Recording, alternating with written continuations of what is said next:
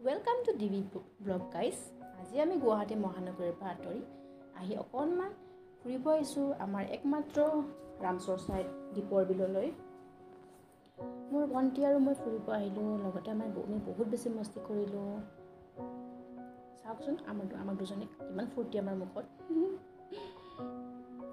লগতে এইয়া চাওকচোন কাষত ইমান যে ধুনীয়া নাও চলি আছে আৰু ইমানকেইখন দোকান আছিল নহয়।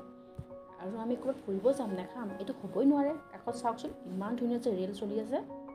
ৱাও, চাওকচোন বাইদেৱে কি ধুনীয়া একদম ষ্টিক চিকেনৰ পৰ্কৰ। আমাৰতো এজনী পূৰা খায়েই আছে। মোৰ ভণ্টি খোৱাত এক্সপাৰ্ট। এইয়া জলফাই খালেই, ডাবৰ পানীও খাই বোলে তাই। লগতে ময়ো অকণমান খালোঁ আৰু ভণ্টিৰ লগতে।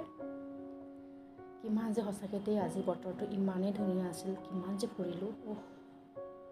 তাৰপিছত আমি তাৰ পৰা আঁতৰি আহিলোঁ।